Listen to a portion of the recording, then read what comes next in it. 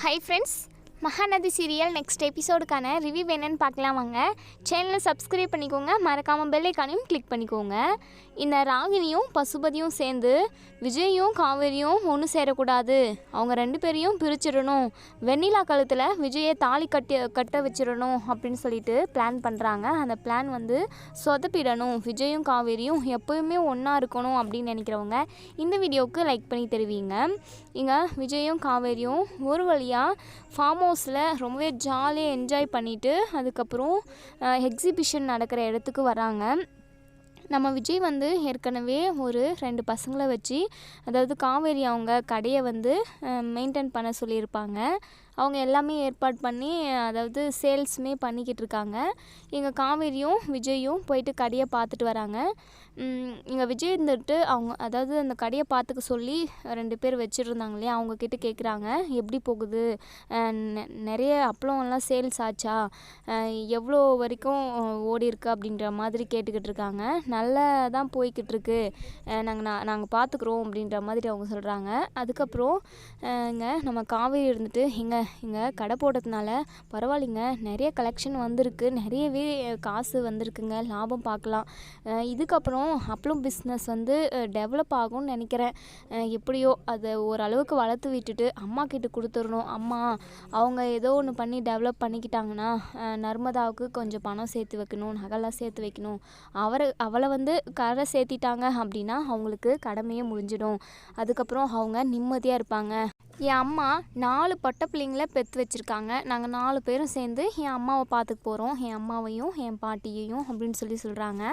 இங்கே விஜயோ, இங்கே பார் காவேரி, பின்னாடி நடக்கிறது எல்லாத்தையும் எதுக்காக பேசிக்கிட்டு இருக்க, நர்மதா கல்யாணத்தை நம்ம ஜாமுன்னு பண்ணிடுவோம், அவளுக்கு என்ன சீர்வரிசை பண்ணணுமோ, அவளுக்கு என்னெல்லாம் பண்ணணுமோ அதை டபுளாக பண்ணிடுவோம், அதை பற்றியெல்லாம் நீங்கள் கவலையே படாத, இப்போதைக்கு உனக்கு அப்பளம் பிஸ்னஸ் வந்து டெவலப் ஆகணும், ஓரளவுக்கு அதை வளர்த்து விடணும்னு நினைக்கிறேன், அதுக்கு நான் உனக்கு துணையாக இருக்கிறேன், கண்டிப்பாக உனக்கு உதவியாக இருப்பேன் காவேரி, சரி காவேரி நம்ம வீட்டுக்கு போயிட்டு வந்துடலாமா அப்படின்னு சொல்லி கேட்க, எங்கெங்க அப்படின்னு சொல்லி கேட்க, அது வந்து நான் என்ன சொல்ல வரேன்னா கொஞ்சம் பொறுமையாக கேளு, நான் உன்னை இப்போது நம்ம வீட்டுக்கு கூட்டிகிட்டு போயிட்டு தாத்தா கிட்ட பாட்டிக்கிட்டேயும் நீ ப்ரெக்னெண்ட்டாக இருக்கிற விஷயத்த சொன்னோன்னா கண்டிப்பாக அவங்க ரொம்ப சந்தோஷப்படுவாங்க, அதுக்கப்புறம் நான் உன்னை இங்கேவே எக்ஸிபிஷன் நடக்கிற இடத்துக்கு இங்கேவே கூட்டிகிட்டு வந்து விட்டுடுறேன் அப்படின்னு சொல்ல, எங்க அம்மா வரேன்னு சொல்லியிருக்காங்கங்க, அதுக்குள்ளே அம்மா வந்துட்டாங்கன்னா என்னங்க பண்ண முடியும், அதுக்கு வேண்டாங்க நான் வரல,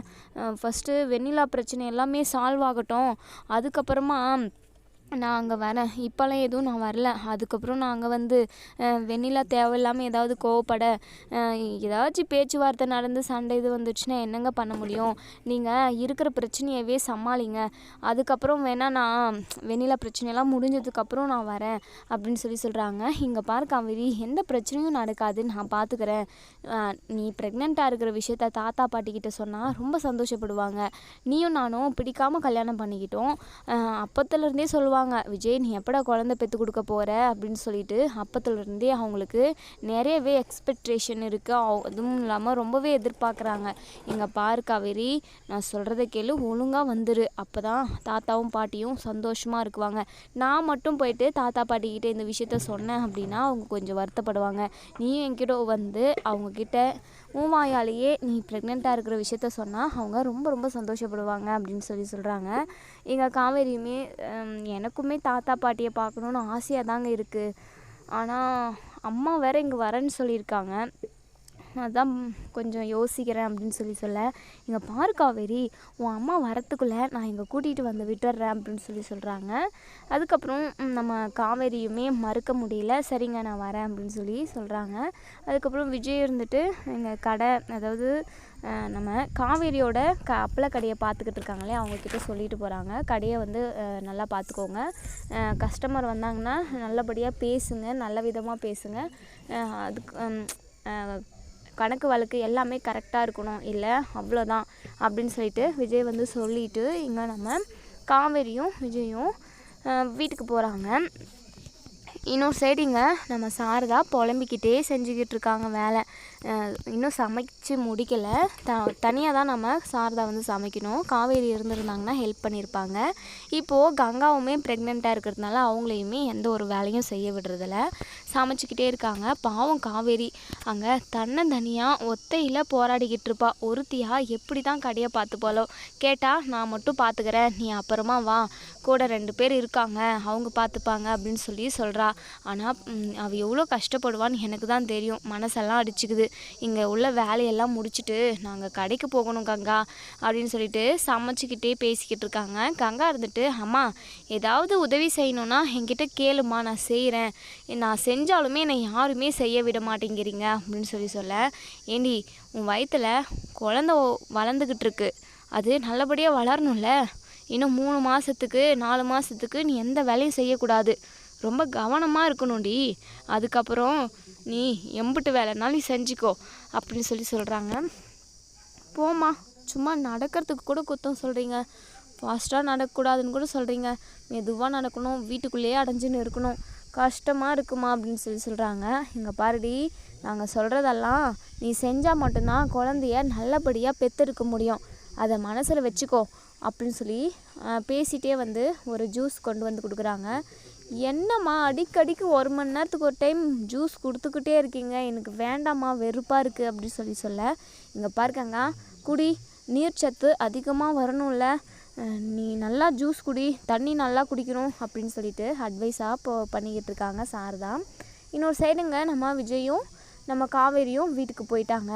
கார் சத்தம் கேட்டதுமே இங்கே நம்ம தாத்தாவும் பாட்டியும் வெளியே வந்து பார்க்குறாங்க. விஜய் தான் வந்துட்டான் அப்படின்னு கூடவே நம்ம காவேரி வந்திருக்கிறது நம்ம தாத்தாவுக்கும் பாட்டிக்கும் தெரியல. கார் ஓப்பன் ஆகிட்டு இங்கே விஜய் இறங்குறாங்க. அதே சமயம் காவேரி அப்படியே, அதாவது காரோட கதவை வந்து திறக்க பார்க்குறாங்க. ஆனால் காவேரி நில்லு, நான் வந்து ஓப்பன் பண்ணி விடுறேன் அப்படின்னு ஓப்பன் பண்ணி விட்டதும் காவேரி இறங்குறாங்க. காவேரி பார்த்த நம்ம தாத்தாவும் பாட்டியும் ரொம்பவே சந்தோஷப்படுறாங்க.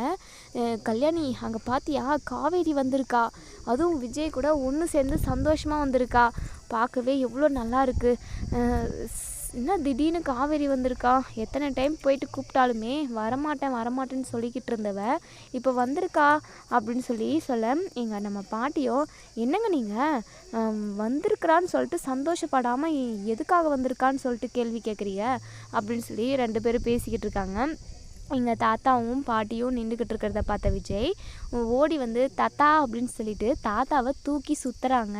டேய் விஜய், விடுடா, கீழே என்ன போட்டுற போகிறடா, வயசான ஆளுடா, போட்டதும் பொட்டுன்னு போயிடுவேன் அப்படின்னு சொல்ல, இங்கே நம்ம விஜய் இருந்துட்டு, தாத்தா அப்படிலாம் சொல்லாதீங்க தாத்தா, இன்னும் நீங்கள் 1000 வருஷம் உயிரோடு இருப்பீங்க அப்படின்னு சொல்கிறாங்க. உடனே தாத்தாவோ, ஆசை தாண்டா அதிகமாக இருக்குது, நம்ம நினைக்கிறதெல்லாம் நடந்துட்டா எப்படிடா, 1000 வருஷம் யாராச்சும் இருப்பாங்களா, சும்மா ஒரு பேச்சுக்கு சொல்கிறதான் தாத்தா, சரிடா இப்படி தூக்கி சுற்றிக்கிட்டு இருக்க, கீழே விடுடா விஜய் அப்படின்னு சொல்கிறாங்க. அதுக்கப்புறம் விஜய் வந்து கீழே விடுறாங்க. தாத்தா எனக்கு ரொம்ப ரொம்ப சந்தோஷமாக இருக்குது, எனக்கு ரெக்கை ஒன்று இருந்ததுன்னா நான் வானத்துக்கு மேலே போயிட்டு பறந்துட்டு வருவேன், அந்த அளவுக்கு சந்தோஷமாக இருக்கேன் தாத்தா அப்படின்னு சொல்ல, அப்படி என்னடா சந்தோஷமான விஷயம், நீ சொன்னா நானும் சந்தோஷப்படுவேன்ல, என் பேரன் இவ்வளோ சந்தோஷமாக இருக்கான், அதை கேட்டு தெரிஞ்சுக்கிட்டு நானும் சந்தோஷப்படுவேன் இல்லை, என்ன விஷயம்னு சொல்லுடா அப்படின்னு கேட்குறாங்க. தாத்தா உங்களுக்கு சொல்லாமலையா, என் வாயில் இதை நான் சொல்லலை, காவேரி வாயால் சொல்லட்டும், அதுக்கு முன்னாடி இந்தாங்க ஸ்வீட் எடுத்துக்கோங்க அப்படின்னு ஸ்வீட் கொடுக்குறாங்க. என்ன விஜய் இவ்வளோ சந்தோஷமாக இருக்க, ஸ்வீட் கொடுக்குற, என்னன்னு ஃபஸ்ட்டு விஷயத்த சொல்லுடா அப்படின்னு ரொம்பவே அதாவது ஒரு ஆர்வமாக கேட்குறாங்க தாத்தா. தாத்தா ஃபஸ்ட்டு ஸ்வீட் எடுத்துக்கோங்க தாத்தா, அது காவேரி வாயில் சொல்வா அப்படின்னு சொல்கிறாங்க. அதுக்கப்புறம் இங்கே நம்ம காவேரி இருந்துட்டு, தாத்தா பாட்டி நல்லா இருக்கீங்களா அப்படின்னு கேட்குறாங்க. நாங்கள் நல்லாதாம்மா இருக்கோம், நீயும் விஜயும் ஒன்று சேர்ந்து சந்தோஷமாக வாழ்கிறத பார்க்க முடியலன்னு தான் ரொம்ப ரொம்ப கஷ்டமாக இருக்குமா அப்படின்னு ரொம்பவே ஃபீல் பண்ணி சொல்கிறாங்க. தாத்தா நீங்கள் எதுக்காகவும் கவலைப்படாதீங்க, கண்டிப்பாக நாங்கள் 2 பேரும் ஒன்று சேர்ந்து சந்தோஷமாக வாழ தான் போகிறோம், எல்லா பிரச்சனையும் முடியட்டும் தாத்தா அப்படின்னு சொல்ல, எப்போம்மா பிரச்சனையெல்லாம் முடியுறது, நீங்கள் 2 பேரும் எப்போம்மா ஒன்று சேர்ந்து வாழ்கிறது அப்படின்னு ரொம்பவே வருத்தமாக கேட்குறாங்க. சரிம்மா, அதை பற்றி எதுக்காக பேசிக்கிட்டு, சரி வெளியவே நின்றுக்கிட்டு இருக்கீங்க, உள்ளே வாங்க அப்படின்னு சொல்லிட்டு உள்ளே கூட்டிகிட்டு போயிட்டு ஹாலில் உட்கார வச்சு பேசுகிறாங்க. இப்போ சொல்லுங்கள், என்ன சந்தோஷமான விஷயம், அதை சீக்கிரமாக சொன்னீங்கன்னா நானும் பாட்டியும் சந்தோஷப்படுவோம்ல அப்படின்னு சொல்லிட்டு தாத்தா கேட்க, இங்கே நம்ம காவேரி வந்து வெக்கப்படுறாங்க. இங்கே விஜய் இருந்துட்டு, காவேரி உன் வாயால் அந்த விஷயத்த சொல்லு காவேரி அப்படின்னு சொல்கிறாங்க. காவேரி வெக்கப்படுறாங்க. இங்கே கல்யாணி இருந்துட்டு, என்னம்மா காவேரி, என்ன விஷயம்னு சொல்லுமா, வெக்கப்படுற, ஏதோ ஒரு சந்தோஷமான விஷயம்னு மட்டும் தெரியுது, ஆனால் என்னன்னு தெரியலையே, நீங்கள் சொன்னால் தானே எனக்கு தெரியும் அப்படின்னு சொல்லிட்டு ரொம்பவே ஆர்வமாக கேட்க, அது வந்து பாட்டி அப்படின்னு சொல்லி ரொம்பவே வெக்கப்படுறாங்க. காவேரி சொல்லு காவேரி அப்படின்னு சொல்லிட்டு விஜய் சொல்ல, நான் ப்ரெக்னெண்ட்டாக இருக்கேன் விஜய், அப்பாவாக போகிறாங்க அப்படின்னு சொன்னதுமே எங்கள் தாத்தாவுக்கும் பாட்டிக்கும் சந்தோஷம், பயங்கர சந்தோஷம்தான். அப்படி டே விஜய் அப்படின்னு சொல்லிட்டு நம்ம தாத்தா வந்து விஜயை கட்டி பிடிச்சி கிஸ் அடிச்சிடுறாங்க. தாத்தா என்ன தாத்தா பண்ணுற அப்படின்னு சொல்லி கேட்க, டேய் சந்தோஷத்தில் என்ன பண்ணுறதுன்னு தெரியாமல் மொத்தம் கொடுத்துட்றேன்டா அப்படின்னு சொல்லிட்டு தாத்தா சொல்கிறாங்க. தாத்தா உனக்கு இவ்வளோ சந்தோஷமாக இருக்கும்னு நான் கொஞ்சம் கூட நினச்சி பார்க்கல தாத்தா. அப்போது எனக்கு குழந்த பிறக்கணும் அப்படின்னு சொல்லிட்டு நீ ரொம்ப ஆசைப்பட்டுக்கிட்டு இருக்க தானே அப்படின்னு சொல்லி கேட்க, ஆமாடா விஜய், நான் நினச்சது எப்படியோ நடந்துருச்சு, அந்த கடவுளுக்கு தான் நன்றி சொல்லணும். இங்கே பாருமா காவேரி, தயவு செஞ்சு நீ இங்கே இருமா, உங்கள் அம்மா வீட்டுக்கு போகாதம்மா, நீயும் விஜயும் இந்த டைமில் ஒன்றா இருக்கிறது தான் ரொம்ப ரொம்ப நல்லதுமா அப்படின்னு சொல்கிறாங்க. இங்கே காவேரி சைலண்ட்டாகவே இருக்காங்க. விஜய் இருந்துட்டு, இல்லை தாத்தா வெண்ணிலா பிரச்சனை முடியட்டும், இப்போது காவேரியோட வாயாலே அந்த விஷயத்த சொல்லணும் அப்படின்றதுக்காக தான் நான் அவளை இங்கே கூட்டிகிட்டு வந்தேன். வெண்ணிலா இங்கே இருக்கிறப்ப காவேரி இங்கே இருக்கிறதுல கொஞ்சம் கூட சரியில்லை, அது யாருக்கும் நல்லதும் இல்லை. வெண்ணிலா இந்த வீட்டை விட்டு போகட்டும், அதுக்கப்புறம் காவேரியை நான் இந்த வீட்டுக்கு கூட்டிகிட்டு வர தான் போகிறேன், சீக்கிரமாகவே நான் வெண்ணிலாவை இந்த வீட்டை விட்டு அனுப்பிடுவேன் அப்படின்னு சொல்லிட்டு விஜய் பேசிக்கிட்டு இருக்காங்க. இன்னொரு சைடு இங்கே ராகினி வந்து இது எல்லாத்தையுமே காதில் கேட்டுடுறாங்க. பயங்கரமாக அதிர்ச்சி ஆகுறாங்க ராகினி. இந்த காவேரி ப்ரெக்னெண்ட்டாக இருக்காளா, ஐயோ நம்ம என்னென்னமோ பிளான் பண்ணமோமே, ஆனால் இவங்க 2 பேரையும் பிரிக்க முடியாத அளவுக்கு ஒரு விஷயம் வந்துருச்சு. குழந்த ஒன்று இல்லாமல் இருந்திருந்தா அசால்ட்டாக காவேரியும் விஜயும் ஒன்று சேர விடாமல் பண்ணியிருக்கலாம். என்ன பண்ணுறது அப்படின்னு சொல்லிட்டு பயங்கரமாக டென்ஷன் ஆகுறாங்க ராகினி. இங்கே தாத்தா பாட்டி விஜய் காவேரின்னு ரொம்பவே சந்தோஷமாக பேசிக்கிட்டு இருக்காங்க. இதெல்லாம் பார்த்த ராகினிக்கு இன்னுமே பயங்கரமாக டென்ஷன் ஆகுது. என்ன பண்ணலாம், இந்த காவேரி சந்தோஷமாகவே இருக்கக்கூடாதே அப்படின்னு சொல்லிட்டு பயங்கரமாக யோசிக்கிறாங்க. இதுக்கெல்லாம் ஒரே வழி, காவேரி வயிற்றில் வளர்கிற கருவை இல்லாமல் பண்ணணும். அந்த குழந்தை மட்டும் இந்த வீட்டுக்கு வந்துருச்சு அப்படின்னா காவேரியை யாராலையும் அசைக்க முடியாது. அந்த குழந்தைய வச்சே அவள் எல்லாத்தையுமே பண்ணுவாள். அந்த குழந்தைய இல்லாமல் பண்ணணும் அப்படின்னு சொல்லிட்டு இந்த ராகினி வந்து ஒரு முடிவு எடுக்கிறாங்க. அதே சமயம் அவங்க அப்பாவுக்கு கால் பண்ணி சொல்கிறாங்க, அப்பா நம்ம நினச்சி கூட பார்க்காத ஒரு விஷயம் நடந்துருச்சுப்பா அப்படின்னு சொல்ல, என்னம்மா என்ன விஷயம்னு சொல்லுமா அப்படின்னு சொல்லி கேட்க, அது வந்துப்பா அந்த இது காவேரி ப்ரெக்னெண்ட்டாக இருக்காப்பா அப்படின்னு சொல்லிட்டு ரொம்பவே கடுப்பாக சொல்கிறாங்க. இதை கேட்ட பசுபதிக்கு பயங்கர அதிர்ச்சியாக இருக்குது. என்னம்மா சொல்கிற, இதை நான் கொஞ்சம் கூட எதிர்பார்க்கலையே, எப்படிம்மா, அவள் தான் அவங்க அம்மா வீட்டில் இருக்காள்ல, அப்புறம் எப்படி அப்படின்னு சொல்லி கேட்க, அதுதான்ப்பா தெரியல, அவள் எத்தனை மாதம் ப்ரெக்னெண்ட்டாக இருக்கான்னு தெரியல, அவங்க 2 பேருமே எப்போவோ ஒன்று சேர்ந்து வாழ ஆரம்பிச்சிட்டாங்க, ஆனால் இப்போ ப்ரெக்னெண்ட்டாக இருக்கா. எனக்கு இந்த விஷயத்த கேட்டதுலேருந்து பயங்கர டென்ஷனாக இருக்குப்பா. அந்த காவேரி எப்படியோ அந்த குழந்தைய வச்சு இந்த வீட்டுக்குள்ளே நுழைஞ்சிருவான்ட்டு எனக்கு தெரியும்ப்பா. அந்த குழந்தைய இல்லாமல் பண்ணணும்ப்பா. ஏதாவது பண்ணி நீங்கள் காவேரியும் விஜயும் ஒன்று சேர விடாமல் பண்ணுங்கப்பா, இல்லை அவ்வளோதான், அவள் சந்தோஷமாகவே இருக்கக்கூடாது, அவ்வளோதான் என் வாழ்க்கையே நாசமாக போச்சு, அவள் நிம்மதியாகவே இருக்கக்கூடாதுப்பா, நீங்கள் என்ன பண்ணுவீங்களோ ஏது பண்ணுவீங்களோ தெரியாது அப்படின்னு சொல்லிட்டு ரொம்பவே கடுப்பாக பேசுகிறாங்க. பசுபதி இருந்துட்டு, ராகினி நீ எதுக்காகவும் கவலைப்படாத, டென்ஷன் ஆகாத, ஃபஸ்ட்டு இந்த அப்பந்தான் இருக்கல்ல, எதை வேணாலும் உனக்காக செஞ்சு முடிப்பேன், நீ சந்தோஷமாக இருக்கணும், அதுக்கு மட்டும் போதும் அப்படின்னு சொல்லிட்டு பசுபதி சொல்கிறாங்க. இந்த ராகினி இருந்துட்டு, அப்பா சீக்கிரமாக ஏதாவது பண்ணுங்கப்பா, அந்த குழந்தை இல்லாமல் பண்ணணும் அப்படின்னு சொல்லிட்டு கோவமாக சொல்கிறாங்க. சரி நீ கவலைப்படாத, நான் அதுக்கான வேலையை பார்க்குறேன் அப்படின்னு சொல்லிட்டு பசுபதி வந்து நம்ம காவேரியோட குழந்தைய வந்து எப்படியாவது இல்லாமல் பண்ணிடணும் அப்படின்றதுக்காக அவங்களுமே யோசிச்சுட்ருக்காங்க. ஏதோ ஒன்று பண்ணி அந்த குழந்தைய இல்லாமல் பண்ணணும். என்ன பண்ணலாம் அப்படின்னு சொல்லிட்டு பயங்கர யோசனையில் போய்கிட்டுருக்கு. இன்னொரு சைடு இங்கே யமுனாவுக்கு பயங்கர டென்ஷனாக இருக்காங்க. இங்கே நம்ம நிவின் வந்து காவேரிக்கு கால் பண்ணுறாங்க.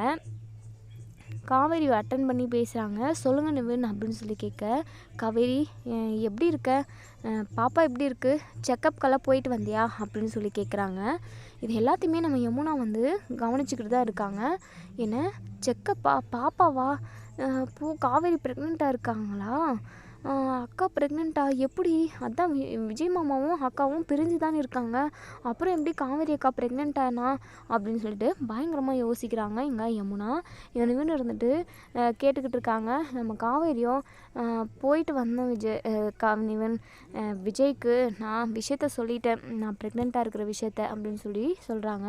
ரொம்ப சந்தோஷம் காவேரி, எப்படியோ நீ அந்த விஷயத்த சொல்லிட்ட, எனக்குமே வாய் வச்சுக்கிட்டு சும்மாவே இருக்க முடியல, உனக்கு வேற நான் வாக்கு கொடுத்துட்டேன்னா யார்கிட்டையும் சொல்லக்கூடாதுன்னு சொல்லிட்டு, அதனால தான் நான் சைலண்ட்டாக இருந்தேன். எப்படியோ நீ சந்தோஷமாக இருந்தால் அதுவே போதும் காவேரி அப்படின்னு சொல்லிட்டு இங்கே நம்ம நிவின் பேசிக்கிட்டு இருக்கிறதெல்லாம் பார்த்து யமுனா வந்து பயங்கரமாக டென்ஷன் ஆகுறாங்க. அவங்களுக்கு அவ்வளோ ஒரு கோவம் வருது. அதுக்கப்புறம் இங்கே நிவின் கிட்ட போயிட்டு யமுனா பயங்கரமாக சண்டை போடுறாங்க. நிவினை வந்து ஒரு அடிமையாக அடிச்சிடுறாங்க பல்லார்னு கன்னத்தில். யமுனா, உனக்கு பைத்தியம் ஏதாவது பிடிச்சிருக்கா, எதுக்காக இப்போ என்னை அடித்த அப்படின்னு சொல்லி கேட்க, இப்போது நீங்கள் யார் கூட இங்கே பேசிக்கிட்டு இருந்தீங்க அப்படின்னு சொல்லி கேட்குறாங்க. யார் கூட பேசிகிட்டு இருந்தேன், காவேரி கூட தான் பேசிக்கிட்டு இருந்தேன் அப்படின்னு சொல்லி சொல்ல, என்னங்க இவ்வளோ அசால்ட்டாக சொல்கிறீங்க, அன்றைக்கி என்னடனா நீங்கள் 2 பேரும் எங்கேயோ போயிட்டு ஊரை சுற்றிட்டு வரீங்க, எங்கள் வீட்டான காவேரி கஷ்டப்படக்கூடாது அப்படின்றதுக்காக குடத்தை தூக்கிட்டு நீங்கள் வந்தீங்க அவளுக்கு பதிலாக, இன்றைக்கி என்னென்னா ஃபோன் பண்ணி பாப்பா எப்படி இருக்குது, செக்கப் போயிட்டு வந்தியா, நல்லா இருக்கேன்னு சொல்லிட்டு காவேரி அக்காவை விசாரிச்சுக்கிட்டு இருக்கீங்க. என்னதாங்க நடக்குது, காவேரி அக்காவும் விஜய் மாமாவும் தான் ஒன்றா இல்லை, இப்போ புரிஞ்சு தான் இருக்காங்க, அப்போது காவேரி அக்கா ப்ரெக்னெண்ட்டாக இருக்காங்களா, அதுக்கு நீங்கள் தானே காரணம் அப்படின்னு சொல்லி கேட்டதுமே எங்கள் நிவனுக்கு பற்றிக்கிட்டு வருது. சி சி சி சி எப்படி பேசுகிற பாரு, இதுதான் உன் புத்தி, இதனால் தான் உன்னை எனக்கு பிடிக்காமல் போகுது, எப்படியெல்லாம் உன் பிரெயின் யோசிக்குது, நீ எல்லாம் கலெக்டர் படித்து நாசமாக தான் போகணும். சீச்சி, நீ சொன்ன வார்த்தை கேட்டதுமே எனக்கு ஒரு மாதிரி இருக்குது, ஏன் யமுனா இப்படி தப்பாக யோசிக்கிற, ஏன் உன் புத்தி இப்படி தப்பாக போகுது அப்படின்னு சொல்லி கேட்குறாங்க. பின்ன என்னங்க, நீங்கள் பண்ணுறதெல்லாம் அப்படி தானே இருக்குது, அவளுக்காக அன்றைக்கி குடம் தூக்கிட்டு போனீங்க, எனக்காக வந்து ஒரு சப்பாத்தி மாவு தேய்ச்சி கொடுக்கல, இப்போது செக்கப் போனியா அது இதுன்னு சொல்லிட்டு விசாரிச்சுக்கிட்டு இருக்கீங்க, என்ன தான் நடக்குது, எனக்கு பைத்தியமே பிடிக்கிற மாதிரி இருக்குது. ஏங்க நீங்கள் என் கழுத்தில் தாலி கட்டிருக்கீங்கள, எனக்கு மட்டும்தானே நீங்கள் புருஷனாக இருக்கணும், மற்றவங்களுக்கெல்லாம் எதுக்காக புருஷனாக இருக்கீங்க அப்படின்னு சொல்லிட்டு ரொம்பவே அசிங்கமாக பேசுகிறாங்க. நம்ம நிவினால் பொறுக்கவே முடியல. இங்கே பாரு யமுனா, இதுக்கப்புறமும் ஒரு வார்த்தை பேசினேன் அவ்வளோதான், நான் பொல்லாதவனா மாறிடுவேன், அதுக்கப்புறம் உன்னை கொலை கூட பண்ணிடுவேன், என்னையும் காவேரியும் ஒன்று சேர்த்து வச்சு தப்பாக பேசாதன்னு நான் எத்தனை டைம் சொல்லியிருக்கேன், என்னை கூட விட்டுரு, அவள் உன் கூட பிறந்த அக்கா, உனக்காக எவ்வளோ செஞ்சுருக்கா, உங்கள் குடும்பத்துக்காக அவள் எவ்வளோ செஞ்சுருக்கா, உங்கள் குடும்பத்தில் உள்ளவங்க மட்டும் ஏன் நீங்கள் யாருமே காவேரிக்காக எதுவுமே பண்ண மாட்டேன்றீங்க, காவேரியை பற்றி யோசிக்க கூட மாட்டேங்கிறீங்க, எதுக்கு இப்படி தப்பாக பேசிக்கிட்டு இருக்க, இதுக்கப்புறம் என்னையும் காவேரியும் ஒன்று சேர்த்து வச்சு தப்பாக பேசினேன் அவ்வளோதான், உனக்கு நாக்கே இருக்காது, அப்புறமா நான் நாக்கை பிடிச்சி இழுத்து வச்சு அறுத்துருவோம் பார்த்துக்கோ அப்படின்னு சொல்லி திட்டுறாங்க. எங்கள் யமுனா இருந்துட்டு, ஓ அவளுக்காக நீங்கள் என்னவே இப்படி திட்டுறீங்களா, ஏங்க என்னதான் இருக்குது அவகிட்ட, எதுக்காக அவகிட்ட வலிஞ்சிக்கிட்டு போகிறீங்க அப்படின்னு சொல்லிட்டு திரும்ப அதவே பேசிக்கிட்டு இருக்காங்க. உடனே நம்ம நிவின் இருந்துட்டு, பைத்தியம், லூஸு, நான் உனக்கு எப்படி சொல்லி புரிய வைக்கிறதுனே தெரியல, காவேரி ப்ரெக்னெண்ட்டாக இருக்கிறது உண்மைதான் அப்படின்னு சொல்லி சொன்னதுமே யமுனாவுக்கு நெஞ்சே வெடிக்கிற மாதிரி இருக்குது. அப்போது நான் நினச்சது எல்லாமே உண்மைதானா அப்படின்னு சொல்லி கேட்குறாங்க. ஐயோ புத்தி கெட்டதே, நீ நினைக்கிறது எதுவுமே உண்மை கிடையாது, நீயா நிறைய கற்பனை பண்ணுற, காவேரி ப்ரெக்னெண்ட்டாக தான் இருக்கான், ஆனால் நானும் அவ்வளோ தப்பு பண்ணல, அதை ஃபஸ்ட்டு தெரிஞ்சுக்கோ, அது விஜயோட குழந்தை, ஏன் யமுனா என்னை இப்படியெல்லாம் பேச வைக்கிற, இப்படிலாம் பேசவே எனக்கு ஒரு மாதிரி இருக்குது, உன்னெல்லாம் கல்யாணம் பண்ண பாரு, உன்னை கல்யாணம் பண்ணதுக்கு ஒரு கல்யாணம் பண்ணியிருந்தா கூட அது எதுக்காச்சும் எனக்கு யூஸ்ஃபுல்லாக இருந்திருக்கும், சி அப்படின்னு சொல்லிட்டு நிவின் வந்து ரொம்பவே இதாக பேசுகிறாங்க. யமுனா இருந்துட்டு, என்னங்க என்ன நடந்துச்சுன்னு கொஞ்சம் தெளிவாக சொல்லுங்கள் அப்படின்னு சொல்லிட்டு அப்போ தான் பொறுமையாக கேட்குறாங்க. உடனே நிவினும், நான் ஒரு நாள் வேலை விஷயமா போயிட்டுருந்தேன். காவேரி கோவிலான நின்றுக்கிட்டு இருந்தா. மயங்கி கீழே விழ பார்த்தா போயிட்டு அவளுக்கு தண்ணி கொடுத்து அவளை நான் ஹாஸ்பிட்டலுக்கு கூட்டிகிட்டு போனேன். அதுக்கப்புறம் அங்கே போனால் தான் அவள் வாமிட் பண்ணிக்கிட்டே இருந்தா, மயங்கி மயங்கி விழுந்துக்கிட்டே இருந்தா. டாக்டர்கிட்ட அதாவது அங்கே ஹாஸ்பிட்டலுக்கு போனதும் அதுக்கப்புறம் தான் எனக்கு அங்கே விஷயமே தெரிய வந்துச்சு, அவள் ப்ரெக்னெண்ட்டாக இருக்கிற விஷயம். விஜய் வீட்டில் வெண்ணிலாவால் நிறைய பிரச்சனை போய்கிட்டு இருந்தது. அதனால் விஜய்கிட்டையுமே அவளால் விஷயத்த சொல்ல முடியல. நானாக கண்டுபிடிச்சேன், அதனால தான் என்கிட்ட சொன்னான். அதே இப்போ பார்த்தியா நீ எவ்வளோ தப்பாக புரிஞ்சுக்கிட்ட. இந்த விஷயத்த யார்கிட்டையும் சொல்லாதீங்க நிவின். நீங்கள் சொன்னாலுமே எல்லாரும் தப்பாக நினச்சிப்பாங்க. என் வாயால் நான் விஜய்கிட்ட ஃபஸ்ட்டு விஜய்கிட்ட நான் சொல்லணும்னு நினச்சேன், ஆசைப்பட்டேன். யதார்த்தமாக உங்களுக்கு தெரிஞ்சிடுச்சு, நீங்கள் யார்கிட்டையும் இந்த விஷயத்த சொல்லாதீங்கன்னு சொல்லிட்டு என்கிட்ட சத்தியம் கூட வாங்கினான். நான் அதனால தான் யார்கிட்டையுமே சொல்லாமல் இருந்தேன். இப்போது விஜய்கிட்டையும் அவள் ப்ரெக்னெண்ட்டாக இருக்கிற விஷயத்த சொல்லிட்டாளாம். அதனால தான் கேட்டேன், சொன்னியா இல்லையா எப்படிக்கிறேன்னு சொல்லி விசாரிக்கிறதுக்காக தான் நான் ஃபோன் பண்ணேன். தப்பான எண்ணத்தில் நான் கண்டிப்பாக அவளுக்கு ஃபோன் பண்ணவும் மாட்டேன், தப்பு பண்ணவும் மாட்டேன். உன் புத்தியே சரியில்லை யமுனா அப்படின்னு சொல்கிறாங்க. நடந்து எல்லாத்தையுமே எடுத்து புரிய வைக்கிறாங்க. யமுனாவுமே புரிஞ்சுக்கிறாங்க. சாரிங்க, இங்கப்பா சும்மா சாரியெல்லாம் கேட்டு என்னை சமாதானம் பண்ணணுன்னு மட்டும் நினைக்காத. எது பண்ணுறதுக்கு முன்னாடியும் யோசிக்கணும். பண்ணதுக்கப்புறம் சாரி பூரின்னு சொன்னால் அப்போது நீ என்னை கேட்ட கேள்வியெல்லாம் இல்லைன்னு ஆயிடுமா? எவ்வளோ கஷ்டப்பட்டுப்போம் தெரியுமா என் மனசு? நீ இப்படியெல்லாம் கேட்காதன்னு நான் பல டைம் சொல்லியிருக்கேன்ல. என்னையும் காவேரி எப்பயுமே நீ தப்பாக பேசவே கூடாது. ஏன்னா எங்கள் மனசில் அப்படி ஒரு தப்பான எண்ணமே இல்லவே இல்லை. நான் அவளை ஜஸ்ட்டு சாதாரண ஃப்ரெண்டாக தான் நினைக்கிறேன். எப்போவுமே அப்படி தான் நான் நினைப்பேன். உன் கழுத்தில் நான் தாலி கட்டிட்டேன். தெரிஞ்சோ தெரியாமல கூட நான் இன்னொரு தீன்ட்டு அந்த தப்பான ஒரு வழிக்கு போகவே மாட்டேன். செத்தாலும் வாழ்ந்தாலும் உன் கூட தான் வாழ்வேன். அதை மட்டும் மனசில் வச்சுக்கோ, சரியா அப்படின்னு சொல்கிறாங்க. நிவின் சாரி நிவின், மன்னிச்சிருங்க ப்ளீஸ் அப்படின்னு சொல்லிட்டு கெஞ்சுறாங்க. உன் சாரியை தூக்கி குப்பையில் போடு அப்படின்னு சொல்லிட்டு நிவின் போயிடுறாங்க. இங்கே நம்ம யமுனா உடனே வீட்டுக்கு போகிறாங்க. வீட்டுக்கு போனதுமே சாரதா கிட்டேயும் கங்கா கிட்ட பாட்டிக்கிட்டேயும் விஷயத்த சொல்கிறாங்க. இப்படி காவேரி அக்கா ப்ரெக்னெண்ட்டாக இருக்காங்க அப்படின்னு சொல்லிட்டு இதை கேட்டதுமே சாரதா கங்கா பாட்டின்னு பயங்கர ஷாக்காக வராங்க. சாரதாவுக்கு ரொம்பவே சந்தோஷமாக இருக்குது. அவள் வாழ்ந்த வாழ்க்கைக்கு ஒரு அர்த்தமாக குழந்தை உருவாயிருக்கு. ஆனால் பிரச்சனை மேலே பிரச்சனை போய்கிட்டு இருக்கே. அந்த வெண்ணிலா அந்த விஜயை விட்டுட்டு போனான்னு சொல்லிட்டு பிடிவாதம் பிடிச்சிக்கிட்டு இருக்கா. இந்த டைமில் இப்படி ஒரு விஷயம். எனக்கு என்னமோ இந்த குழந்தை அந்த கடவுள் கொடுத்ததா நான் நினைக்கிறேன். இந்த குழந்தை மூலமாக தான் காவேரி வாழ்க்கையுமே சரியாகணும்னு நினைக்கிறேன் அப்படின்னு சொல்லிட்டு இங்கே நம்ம சாரதா நினைக்கிறாங்க.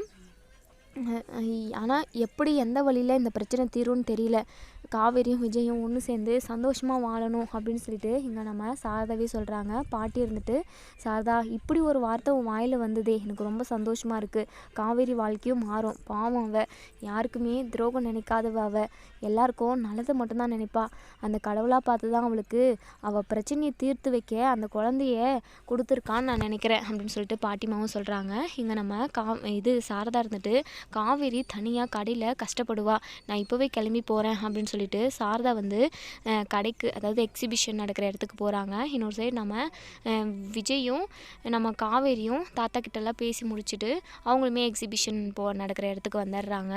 அதாவது சாரதாவும் காவேரி விஜய் 3 பேரும் ஒரே முட்டாக சேர்றாங்க. இங்கே காவேரியும் விஜயும் ஒன்று சேர்ந்து இருக்கிறத பார்த்த சாரதா, காவேரி நான் ஒரு விஷயம் கேள்விப்பட்டேன், அது உண்மையா அப்படின்னு சொல்லி இங்கே நம்ம சாரதா கேட்க, என்னம்மா என்ன விஷயம் அப்படின்னு சொல்லி ரொம்பவே பதட்டமாக கேட்குறாங்க.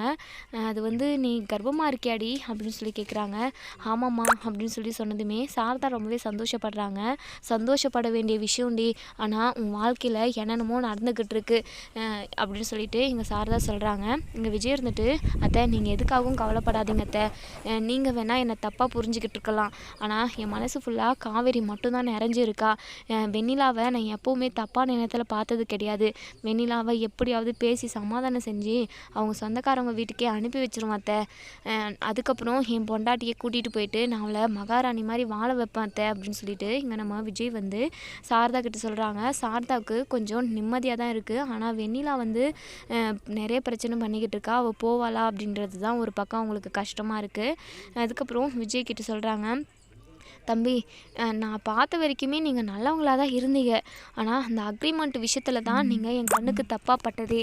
என் பொண்ணை வீட்டை விட்டு போ, ஒப்பந்தம் டேட்டு முடிஞ்சிருச்சு அப்படின்னு சொல்லி சொன்னதை கேட்டதுமே நான் அங்கேயே செத்து போயிட்டேன் தம்பி. அது ஒரு விஷயத்தில் தான் நீங்கள் தப்பு பண்ணியிருக்கீங்க. அதுக்கு முன்னாடி நான் பார்த்த வரைக்கும் நீங்கள் காவேரியை ரொம்ப நல்லா தான் பார்த்துக்கிட்டு இருந்திருக்கீங்க. எனக்கு நல்லாவே தெரியும். இங்கே பாருங்கள் தம்பி, காவேரியை நீங்கள் கண் கலங்காமல் பத்திரமா பார்த்துக்கோங்க தம்பி, ப்ளீஸ் தம்பி அப்படின்னு சொல்லிட்டு சாரதா வந்து காவேரி வாழ்க்கை நல்லா இருக்கணும் அப்படின்றதுக்காக விஜய்கிட்ட கேட்குறாங்க. நம்ம விஜய் இருந்துட்டு, அத்தை நீங்கள் எதுக்காகவும் கவலைப்படாதீங்க அத்தை, அவள் ஏன் காவேரி, அவளை நல்லா பார்த்துக்க வேண்டிய பொறுப்பு எனக்கு இருக்குது. இப்போது எங்களுக்கு குழந்தையும் பிறக்க போகுது அத்தை, நாங்கள் ஒரு குடும்பமாக சந்தோஷமாக வாழ போகிறோம், அதை பார்த்து நீங்கள் சந்தோஷப்பட போகிறீங்க அப்படின்னு சொல்லி சொல்கிறாங்க. இனி என்ன நடக்கும் அப்படின்றத நம்ம வெயிட் பண்ணி பார்ப்போம் ஃப்ரெண்ட்ஸ். வீடியோ பிடிச்சிருந்தா லைக் பண்ணி கமெண்ட்